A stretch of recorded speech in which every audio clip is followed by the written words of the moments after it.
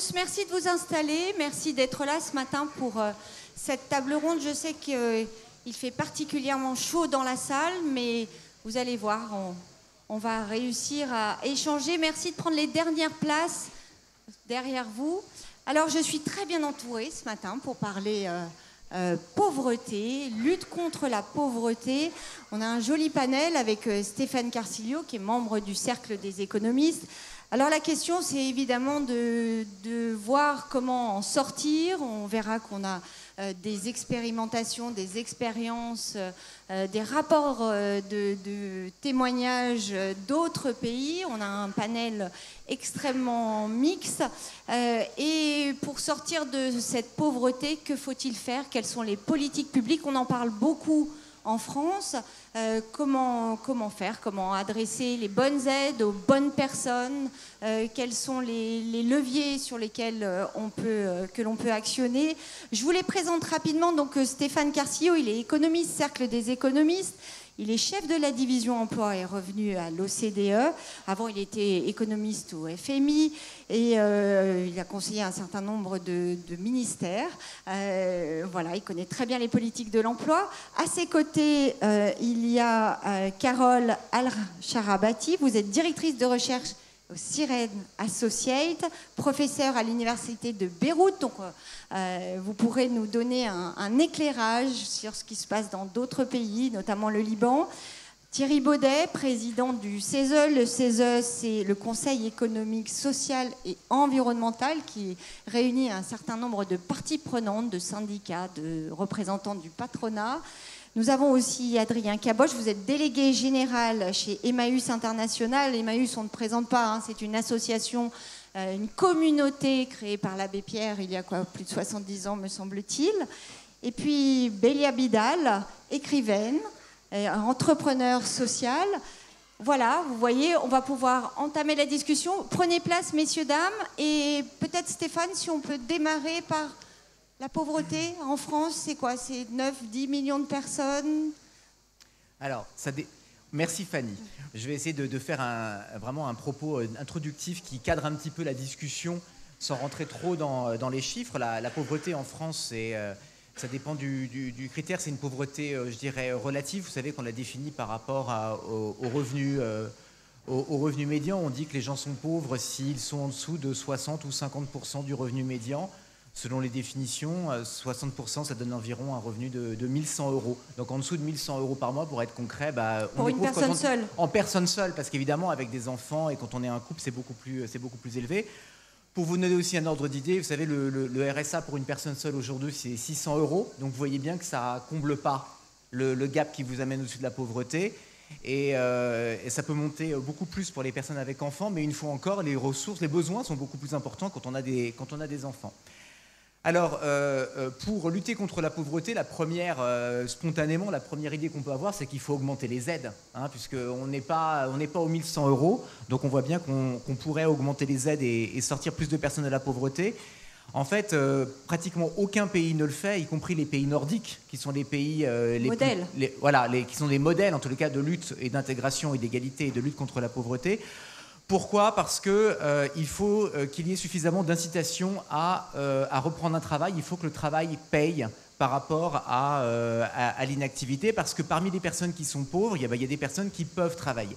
Et toute la difficulté des politiques de lutte contre la pauvreté, c'est d'arriver à donner suffisamment de ressources à ceux qui, pour diverses raisons, ne pourront pas retravailler. D'accord? Donc arriver à mieux cibler, à augmenter les aides pour ces personnes-là, parce que quoi qu'il arrive, ces personnes ne pourront pas retravailler, ils ont des problèmes de handicap, ils ont des problèmes d'âge, ils ont des problèmes psychologiques, etc., ou des problèmes de garde, et donner un minimum aux personnes qui peuvent retravailler pour les inciter à reprendre un emploi. Et donc le sujet, je pense, est beaucoup ici. Il y a un deuxième aspect sur les aspects monétaires de lutte contre la pauvreté, c'est que beaucoup de personnes qui auraient droit à ces aides ne les prennent pas. Ce qu'on appelle le taux de recours, c'est-à-dire le nombre de personnes éligibles aux aides sociales mais qui ne vont pas les demander, qui vont les demander est de 65%. Donc il y a 35%, un tiers qui ne vont pas les demander. Donc tout le débat, Fanny, sur l'automatisation du paiement des aides. Probablement qu'en automatisant le versement des aides en fonction des déclarations de revenus, on ferait baisser le taux de pauvreté parce qu'on réduirait ce qu'on appelle le non-recours à ces aides. Mais comme je l'ai évoqué déjà, le problème de la pauvreté, ce n'est pas qu'un problème d'aide monétaire, c'est beaucoup un problème d'accès à l'emploi. Et notamment en France et aussi dans d'autres pays. Donc, la lutte contre la pauvreté, la lutte contre la récurrence de la pauvreté, la sortie durable de la pauvreté, c'est beaucoup une aide sur vous aider à retrouver un emploi.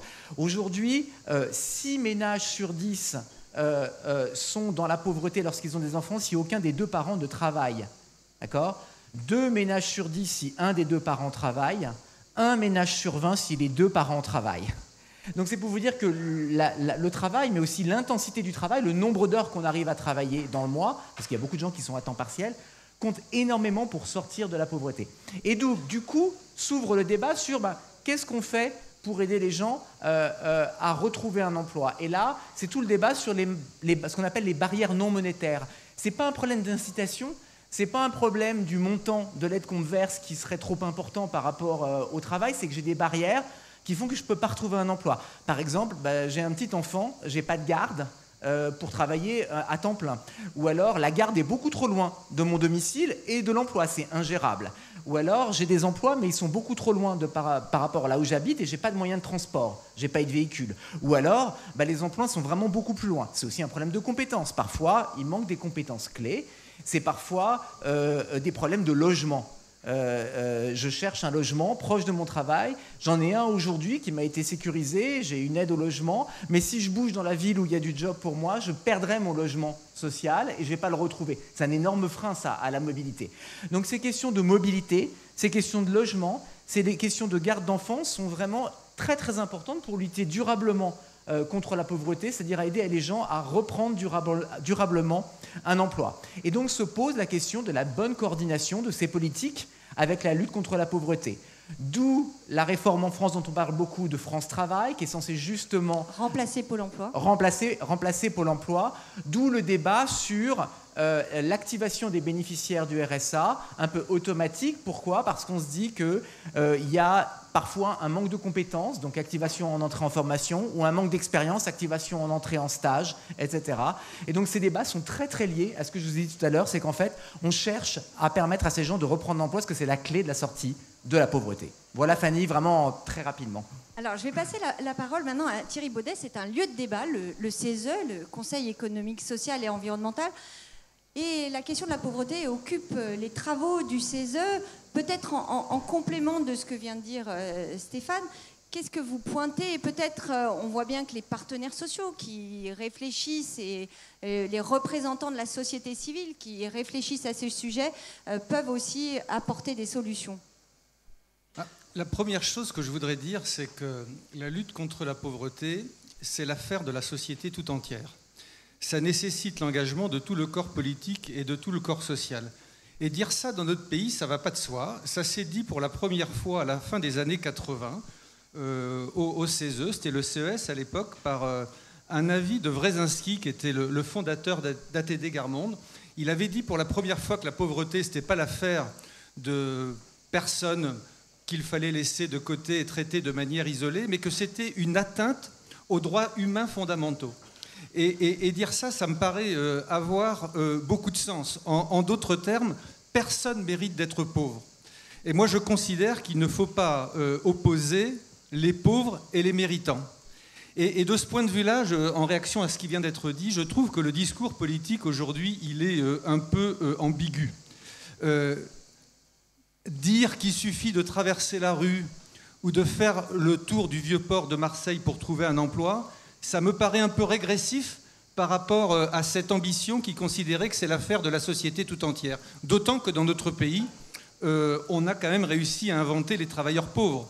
On sait très bien que, par exemple, une aide à domicile, ce n'est pas tout à fait les mêmes conditions selon qu'on exerce en Île-de-France ou en Corrèze. Donc ça, c'était la première idée, c'est l'affaire de la société tout entière. La deuxième idée, comme ça a bien été dit, être pauvre, bien sûr, c'est une question d'argent, mais ce n'est pas uniquement une question d'argent.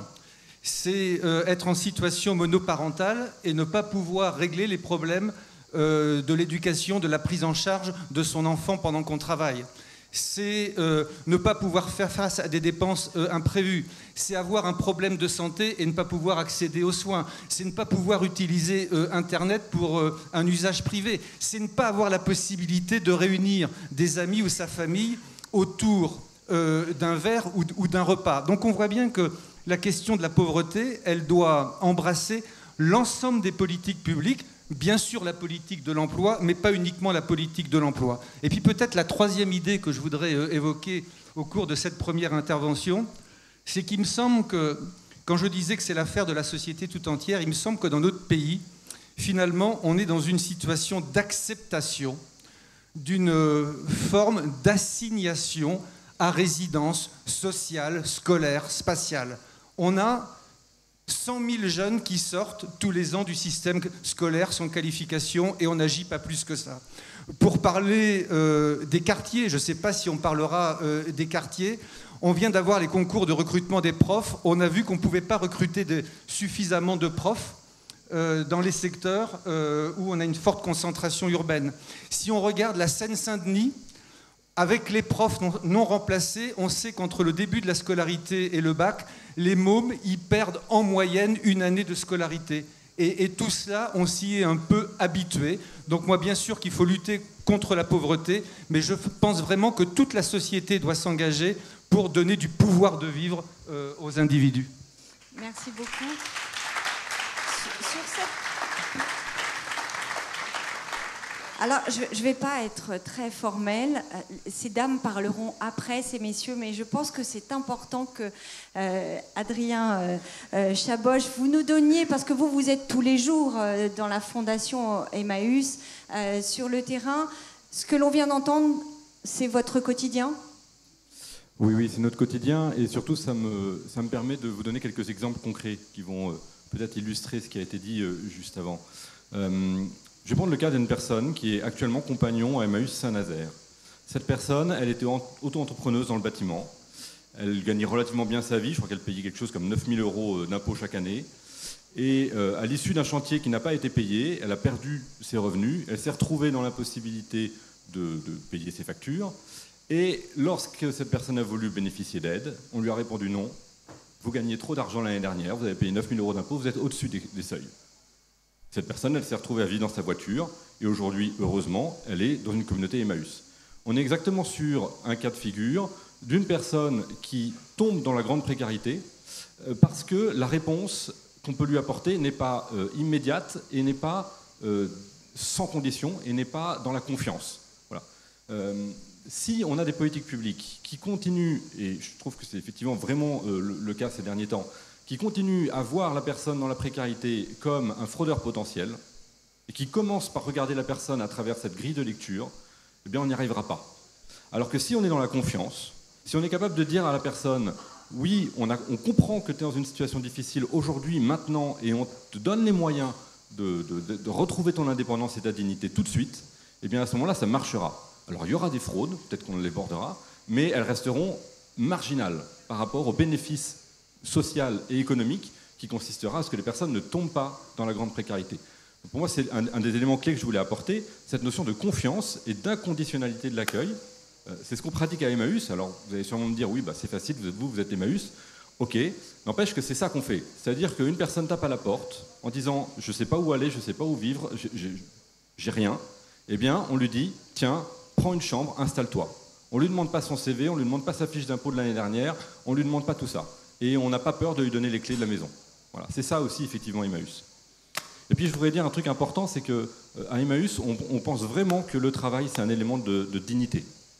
Et en tout cas, moi, toutes les personnes que j'ai rencontrées dans ma vie, aucune ne voulait vivre dans l'indignité. Donc moi, je suis très choqué, honnêtement, quand on entend des propos qui sous-entendent qu'il y a des gens qui, finalement... Ils ne travaillent pas parce que c'est un choix, ça les arrange bien, finalement, c'est plus confortable pour ces personnes-là. Nous, à Emmaüs, on croit que ce n'est pas vrai. Les personnes, elles veulent être dignes, elles veulent vivre de leur travail. Voilà. Et ça, c'est pour ça que nous, on veut promouvoir des activités économiques réellement éthiques et solidaires, c'est-à-dire pas forcément distribuer des aides financières, même si c'est indispensable, mais aussi favoriser le fait de créer des activités économiques locales qui vont permettre aux personnes de travailler, d'avoir un travail qui a du sens, parce que c'est aussi un élément important. On veut vivre de son travail, mais on ne veut pas forcément travailler pour vivre, c'est pas la même chose. Voilà, et de créer des activités économiques qui donnent du sens et qui ont de l'impact social local. Et c'est ça qu'il faut développer, selon moi. Alors ça, c'est effectivement la question du travail, la question du regard que l'on pose. Tout à l'heure, Thierry Baudet, vous avez employé le mot d'acceptabilité sociale, d'acception sociale. J'ai envie de poser la question, on a la chance sur ce panel d'avoir des regards différents à ma voisine, Velia Bidal, sur comment ça se passe dans les pays. Vous êtes colombienne, vous êtes écrivaine, entrepreneuriale. Quel regard on porte et est-ce qu'on s'habitue à la pauvreté plus dans vos pays qu'en Europe? Alors, pour ceux qui veulent traduire, vous avez à disposition.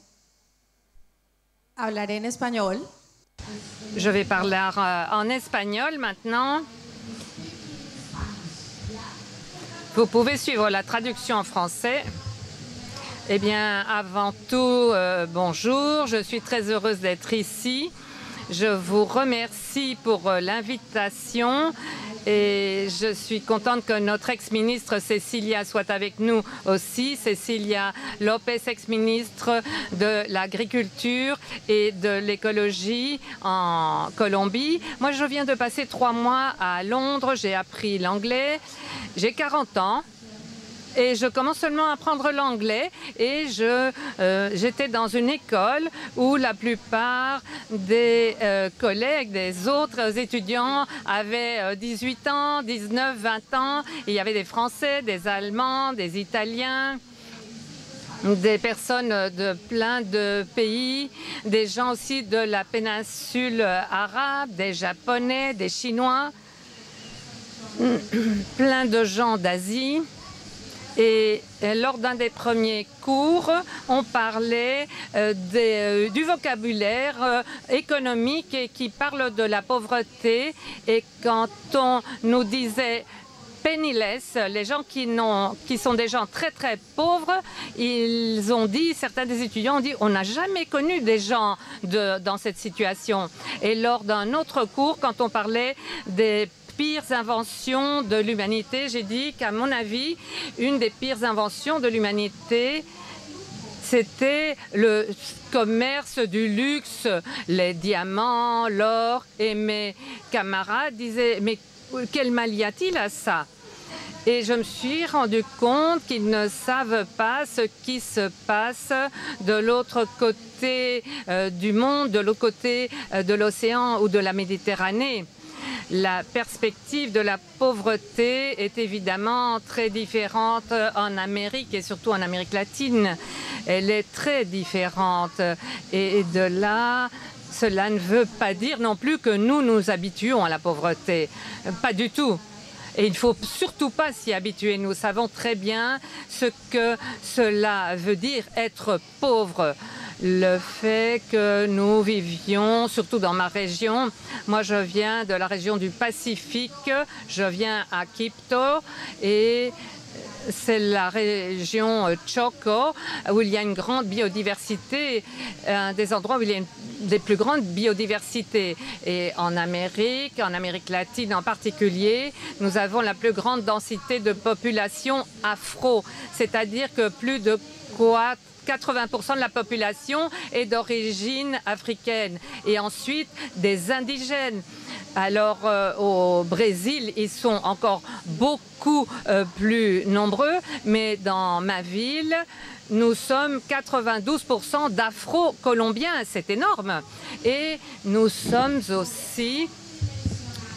avons un taux de pauvreté très élevé en Colombie. Hier, il y a eu des chiffres concernant la sécurité alimentaire et les 5 départements où il y avait le plus grand indice de faim, de personnes qui souffrent de la faim, ont une concentration très élevée de population afro-américaine et indigène. Ce que je veux dire, c'est que entre toutes les choses que l'on pourrait dire sur l'Amérique latine, je tiens à ce que l'on donne l'idée qu'il est nécessaire d'incorporer la perspective ethnique différentielle. Il ne peut pas y avoir de politique d'élimination de la pauvreté si on n'élimine pas le racisme. Et ça, il faut le comprendre. Et pas seulement en Amérique latine, l'Europe doit aussi le comprendre.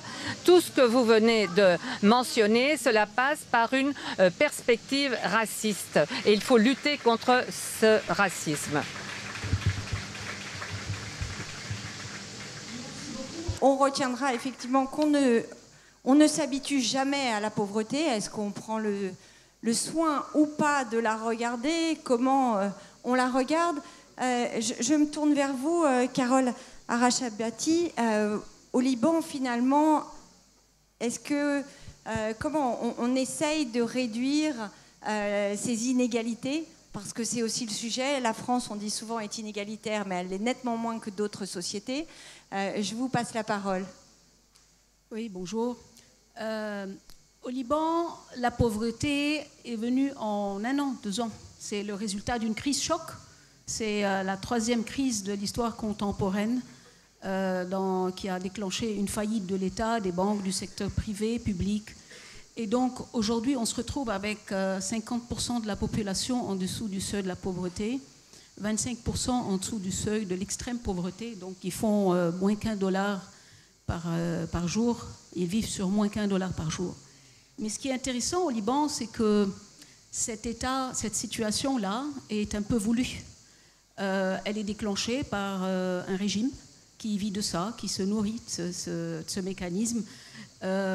Pendant de longues années, ils ont mis en place des subventions qui allaient au profit des plus riches, qui allaient au profit des businessmen, qui allaient au profit de la contrebande.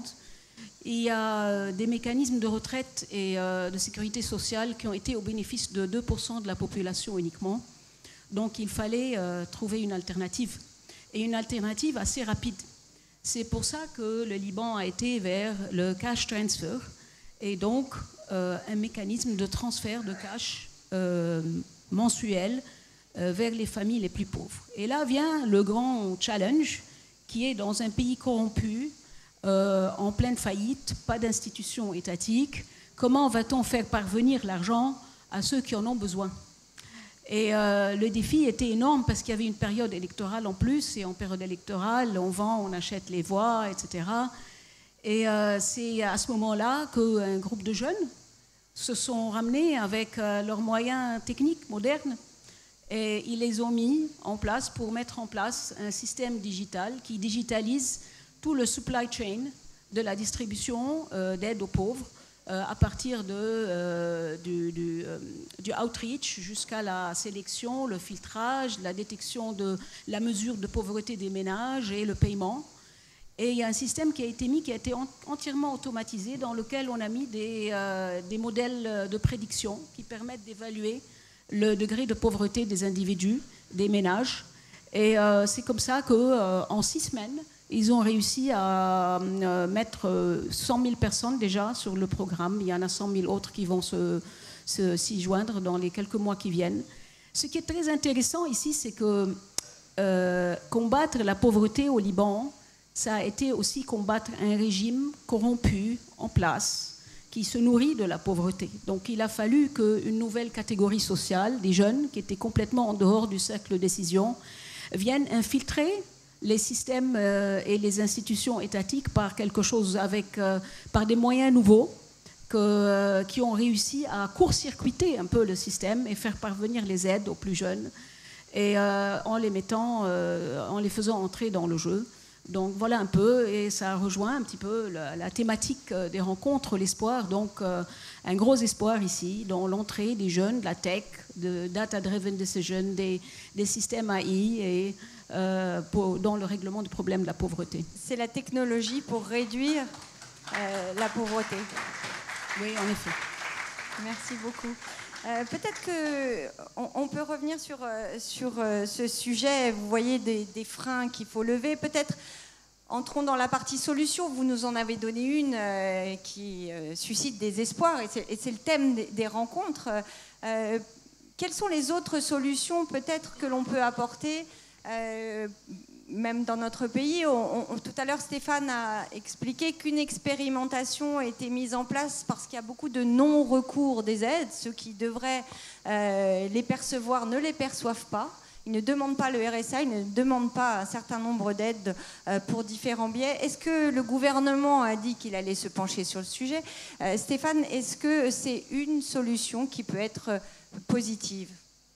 Alors, je pense que cette automatisation du versement des aides en fonction de votre revenu courant et non pas en fonction de votre déclaration de l'année précédente, maintenant qu'on a les outils informatiques en France et l'infrastructure pour le faire, avant on n'avait pas l'infrastructure pour avoir les revenus à l'adapter, c'est tout à fait bénéfique à mon avis pour aider au moment où il le faut les personnes qui ont une perte de revenus soudaine. C'est vraiment exactement ce que vous disiez, ça va dans le bon sens. Donc la technologie peut nous aider là pour cibler les bonnes personnes au bon moment. Alors, mais je suis convaincu que ça ne suffit pas. C'est-à-dire que verser une aide et dire ben voilà, c'est terminé, je vous ai versé une aide, à mon avis, ça ne suffit pas. Et d'ailleurs, l'expérience des pays qui sont moins développés que la France, mais qui versent des aides, je pense, les banques, vous venez de le mentionner, la Colombie, mais aussi le Mexique et le Brésil, c'est très intéressant. Dans ces pays, il y a aussi une présence humaine dans les villes et dans les quartiers qui sont à fort taux de pauvreté pour aller identifier les barrières à la sortie de la pauvreté, famille par famille, ménage par ménage, maison par maison. Et donc il y a des visites aidées de la technologie. Par exemple au Mexique, les personnes qui vont de maison en maison ont une tablette pour faire le point directement et ça rentre dans les systèmes pour identifier les différentes barrières et apporter une aide extrêmement ciblée en fonction des barrières qu'ils ont observées. Parce qu'en fait, il y a beaucoup de choses qu'on voit dans les statistiques, mais il y a énormément de choses qu'on ne voit pas. Et quand on se déplace, quand on va sur place, on se rend compte effectivement soit de l'extrême dénuement, soit des grandes difficultés matérielles, soit au contraire de difficultés qui peuvent être passagères. Et donc, je crois qu'en complément de ce que tu mentionnais tout à l'heure, l'automatisation du versement des aides, il faut absolument qu'il y ait un service vraiment intégré d'aide aux ménages pauvres, notamment aux ménages pauvres pour enfants, notamment en France aux familles monoparentales. C'est vraiment probablement une population sur laquelle la France n'est pas très bonne. Hein. En France, on réduit beaucoup grâce aux aides de la pauvreté, mais pour les familles monoparentales et pour les jeunes, on est beaucoup moins bon que dans d'autres pays. Je pense qu'il faut vraiment avoir un service intégré qui permette de mettre tout de suite de mobiliser tout de suite les services de santé, les services sociaux, les services d'aide à la petite enfance, les services de logement. Et je crois que le fait qu'on ait des services complètement aujourd'hui disséminés, qui ont du mal à se coordonner, c'est aussi une des barrières à la réduction plus importante de la pauvreté dans notre pays. Tout à l'heure, vous mentionniez, Adrien Caboche, le regard que l'on peut porter. Personne n'a envie ne pas être digne, ne pas accéder au travail. Quels sont dans ce que vous percevez chez vous les changements, les coups de pouce qui sont les plus efficaces, que vous pouvez avoir observés? Ouais, je crois que l'essentiel, c'est d'être dans une approche globale et de ne pas avoir une réponse uniquement sur un aspect de la pauvreté. Pour rebondir sur ce que vous disiez à l'instant, la distribution monétaire, elle est essentielle. Elle permet de répondre à un besoin immédiat et je ne veux vraiment pas la remettre en cause. En revanche, effectivement, si on se satisfait de ça ou si on pense qu'on a fait ce qu'il fallait faire avec ça, on est à côté de la plaque. Parce qu'effectivement, il y a plein de barrières autres que la question du revenu. Et là-dessus, alors évidemment, je redonne effectivement cet exemple d'Emmaüs qui est un peu particulier, mais quand vous venez dans une communauté, vous y trouvez un travail, un logement, des conditions de vie décentes, mais vous y trouvez aussi une communauté de personnes qui va vous aider.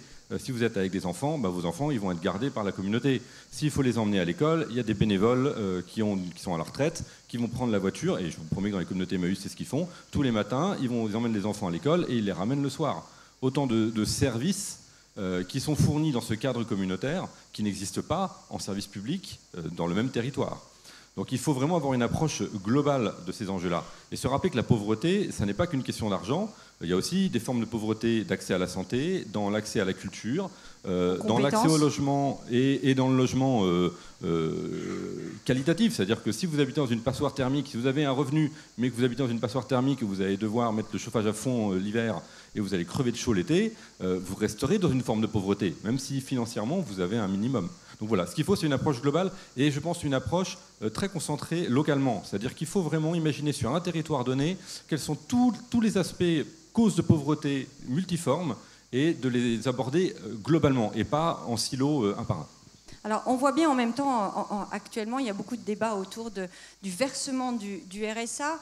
La semaine dernière, et c'est très très récent, on a vu un certain nombre de tensions sociales, de violences sociales. Réapparaît dans le débat la question de est-ce qu'il faut mettre des conditions à ces aides, par exemple, limiter les allocations familiales pour les familles dont les jeunes ont été émeutiers. Je me tourne vers vous, Thierry Baudet.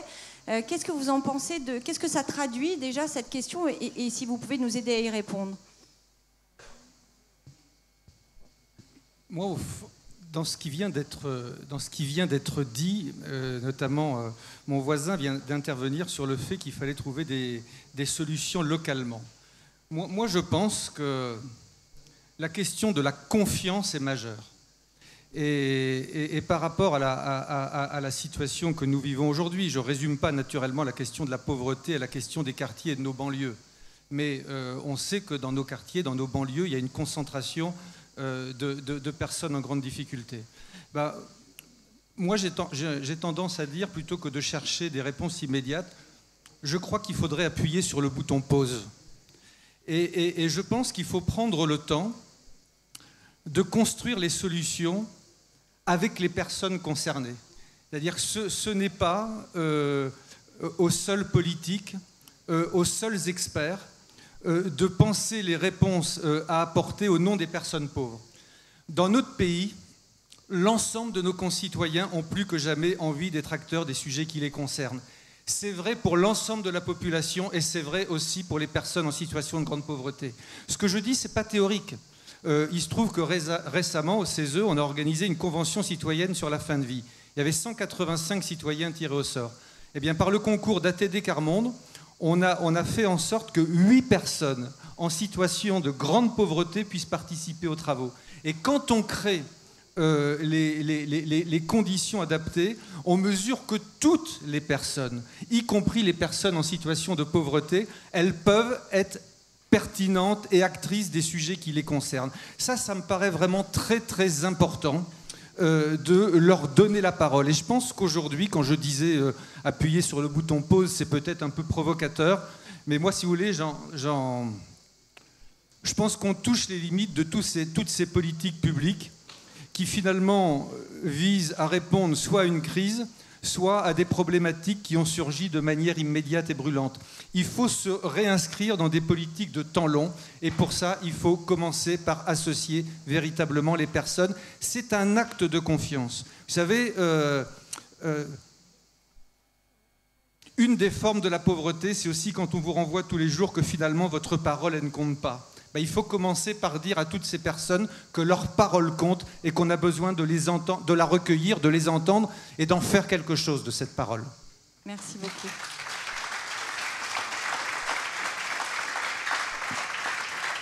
Je vois que le temps tourne et on va donner justement la parole au public. Alors, merci de prendre un micro, de vous présenter. Voilà. Et de poser votre question. Thank you. My name is Cecilia Lopez. I'll try to do the thing. Cecilia Lopez, je vais essayer de parler anglais. Suite à ce qu'a dit ma collègue colombienne, j'aimerais poser une question. Pourquoi la pauvreté et les inégalités ont-elles disparu du débat sur le développement durable ? Alors que la pauvreté et l'inégalité ont beaucoup à voir avec ce développement durable, puisque c'est important de continuer à en parler avec les partenaires, mais ce sont les personnes pauvres qui vivent dans l'inégalité qui souffrent le plus des conséquences du changement climatique. Et j'aimerais poser cette question. Pourquoi la pauvreté et les inégalités ont-elles disparu de ce débat? On parle beaucoup du changement climatique et quand on parle du changement climatique, on ne parle plus de pauvreté, d'inégalité, ni de l'Amérique latine d'ailleurs. La question du changement climatique, effectivement, parce que les personnes en grande précarité seront les premières victimes et sont déjà les premières victimes de ce changement climatique. Qui veut répondre? Peut-être Belia Vidal? Vous voulez répondre à ce... Bueno, sí, yo voy a... Oui, moi je vais parler de ce qu'a dit Cécilia, mais aussi des possibilités, parce que les messieurs ont répondu 2 fois et nous aussi on va répondre 2 fois. Nous devons aussi pouvoir nous exprimer. Alors, en ce qui concerne les possibilités, ce qui suit, eh bien, je pourrais très bien vous dire qu'on a besoin d'une perspective de race dans ce débat. Mais il y a 2 éléments très importants. Moi, je m'occupe de gestion culturelle et je m'occupe d'une ASBL culturelle dans l'endroit où je suis née. Et maintenant, nous prenons de l'ampleur dans une zone où il y a un grand taux de pauvreté. Nous faisons la promotion de la lecture. Nous travaillons sur l'éducation avec 2000 familles pour promouvoir le développement de la pensée critique et créative. Alors peut-être que vous allez penser que ça n'a rien à voir avec la pauvreté, mais non, c'est tout le contraire. Dans ces familles, nous avons déjà des enfants qui ont pu entrer à l'université et je suis sûre que c'est ce qui va changer la vie de leur famille. Certains travaillent déjà avec nous et ce que je veux dire par là, c'est qu'il est très important que les États identifient des organisations comme la nôtre. Parce que, comme Thierry le disait, il n'y a pas que le rôle de l'État. Il y a des organisations de la société civile et il y en a énormément en Amérique latine qui apportent, avec notre travail, nous apportons beaucoup à l'élimination de la pauvreté. Nous ne fournissons pas les subsides, mais nous changeons les mentalités. Nous garantissons d'autres droits comme le droit à la culture et nous apportons une qualification pour d'autres types d'emplois. Et un des problèmes, c'est que l'offre et la formation technique à l'emploi se fait aussi suivant le point de vue raciste. Donc, on forme des personnes au service de base pour mettre des faux ongles, travailler dans des ongleries, etc. Et on ne propose pas des cours d'études supérieures qui permettraient aux gens de mieux gagner leur vie. Au Mexique, il y a un projet et on s'adressait aux pauvres ou ceux qui n'étaient pas pauvres. Il n'y a pas moyen de se définir autrement. Et les politiques doivent être pensées avec une logique d'action affirmative. Et aux États-Unis, on parle de cela, on parle de la situation en France, mais il y a toujours des fossés. Et pour répondre à ce qu'a dit Cécilia, eh bien, c'est lié aussi au problème environnementale, parce que quand il y a des déplacements de population forcés à cause du changement climatique, il y a énormément de déplacements de personnes. Il y a une perte de biodiversité et cela est totalement lié à la sécurité alimentaire. Donc tout est lié. Tout est interconnecté et il faut tenir compte de tous ces éléments pour lutter contre la pauvreté. Un des ingrédients, un des critères, ce sera la lutte contre le changement climatique. Une autre question, peut-être, madame? Déjà, bonjour et merci beaucoup pour ces interventions. Ah, c'est bon, on m'entend. Du coup, on a parlé beaucoup de la population active, accès au RSA, etc. J'aurais aimé ouvrir le débat sur une autre catégorie de population qui sont les étudiants, qui se trouvent aujourd'hui en France dans une situation de précarité, voire de pauvreté très intense, malgré certaines aides, je pense aux banques alimentaires, bourses, etc. Mais aujourd'hui, on a environ 30% en France qui se situent sous le seuil de pauvreté, qu'elle soit économique, je pense à la précarité menstruelle, la précarité face à l'accès à l'éducation, ce genre de choses-là. Et pourtant, cette catégorie de personnes, c'est objectivement l'avenir de notre société. Alors, j'ouvre le débat et je pose la question, quel avenir, quel espoir pour ces étudiants et ces jeunes? Qui veut répondre? Soyez pas timide. Adrien, Embauche, Stéphane Carcillo. Moi, je veux bien en parler, mais je n'ose plus trop parler. J'ai déjà parlé 3 fois. Oui, non, je pense que vous avez bien identifié un sujet. En France, traditionnellement, on n'a pas aidé les jeunes parce que la politique de lutte contre la pauvreté était familialisée. C'est-à-dire qu'on donne des aides. On passait par les familles. On passe par les familles.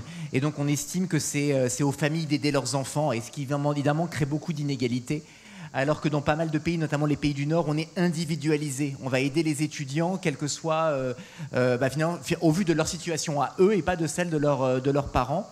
Et du coup, en France, on a fait des progrès parce qu'on a fait la garantie jeune qu'on a étendue maintenant essentiellement au départ à des jeunes très éloignés de l'emploi sans aucun diplôme.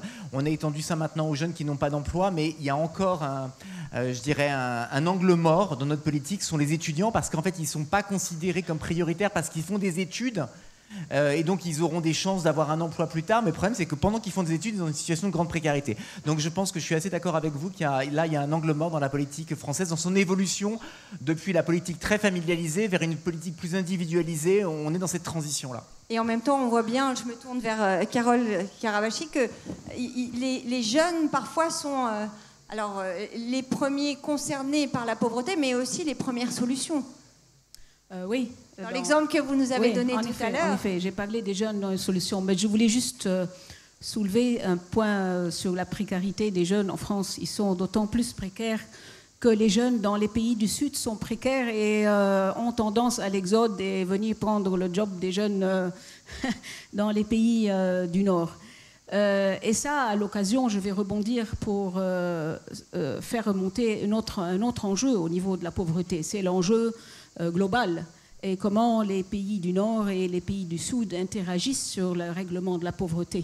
Parce qu'aujourd'hui, en parlant de localisation et de rapprochement des pauvres et de mise en place de méthodes qui mobilisent la société civile, aujourd'hui, dans les pays du Sud, il y a une prédominance coloniale, néocoloniale, je dirais, sur les politiques publiques de pauvreté, de réponse à la pauvreté, qui sont très souvent axées sur les agendas politiques des pays du Nord et qui n'ont aucune sensibilité aux besoins réels et qui sont donc biaisées sur les conditions géostratégiques, sur les ambitions sécuritaires, militaires, etc. Et donc qui ont un effet beaucoup plus destructeur que constructeur. Une dernière question, il nous reste 5 petites minutes. Ah, c'est pas moi qui décide. Alors, loin de moi l'envie de faire l'apologie du manifeste du Parti communiste, mais on parle de lutte contre la pauvreté, mais est-ce que le problème principal, est-ce que c'est pas le système dans lequel on vit? Est-ce qu'il y a, c'est pas la raison de tout? Est-ce qu'on peut vraiment parler de politique de lutte contre la pauvreté tant qu'on n'a pas changé de système, un système qui est, je crois, objectivement un système d'exploitation? Donc, est-ce que vous pensez vraiment qu'on peut faire quoi que ce soit tant qu'on n'a pas changé de système aujourd'hui? Alors là, je crains qu'il nous faille 2 heures pour répondre à cette question, alors que le compteur tourne, mais peut-être une réponse, Monsieur Baudet? Il reste que 3 minutes. Très rapide. Oui, moi je ne vais pas répondre naturellement à cette question. En effet, il faudrait 2 heures. Simplement, ce qu'on peut dire, on est dans une société, on le voit, qui se polarise. Il y a des populations qui, pendant longtemps, ont vécu malheureusement déjà côte à côte, et aujourd'hui, il ne faudrait pas qu'on vive durablement face à face. Donc il y a un enjeu de cohésion sociale. Vous savez, moi j'aime bien faire le parallèle avec les questions de santé. On a enfin découvert dans notre pays que la bonne santé, ça dépend de toute autre chose que des seules politiques de santé. ça dépend du logement, ça dépend de l'alimentation, ça dépend de l'environnement dans lequel on vit, etc. Et je pense que sur les questions de pauvreté, si on veut les appréhender, il faut qu'on ait des réflexions globales qui aillent au-delà, naturellement, des seules politiques de l'État social et au-delà des seules politiques d'emploi. Naturellement que les enjeux de l'État social et les politiques d'emploi sont importantes, mais ça ne suffit pas. Et puis peut-être la deuxième idée aussi, c'est de dire que parmi les populations fragiles, il y a beaucoup de talents. Et il faut faire confiance à ces talents. Je vois au premier rang là, Saïd Amouche, qui est le fondateur de Mosaïque RH. Mosaïque RH, c'est un cabinet de recrutement qui aide à faire émerger des talents, des talents dans les quartiers. Et moi, j'appelle la société civile à se mobiliser. J'appelle les entreprises à se mobiliser. Je suis convaincu que les entreprises peuvent, notamment en travaillant avec des boîtes comme Mosaïque RH, à faire émerger tous ces talents et leur donner beaucoup de place. Et je voudrais peut-être juste dire un dernier mot. Ce qu'a dit Madame, n'en profitez pas parce que ça va être très déséquilibré. Ce qu'a dit Madame était très important. Vous savez, dans les entreprises, on parle aujourd'hui beaucoup de RSE, responsabilité sociale des entreprises. Et c'est vrai que la question environnementale, elle s'est imposée parce que c'est une question majeure. Mais attention à ce que cela ne soit plus notre seul angle de réflexion. Le social ne peut pas devenir un sous-produit de l'environnemental. Merci beaucoup. On va se quitter sur ces mots. Désolée pour les questions que nous n'avons pas pu prendre, mais je sais que les rencontres sont là pour justement susciter d'autres échanges en dehors de ce plateau. Merci à nos invités, merci à vous. Et puis, restons sur ces mots, soyons côte à côte et en confiance.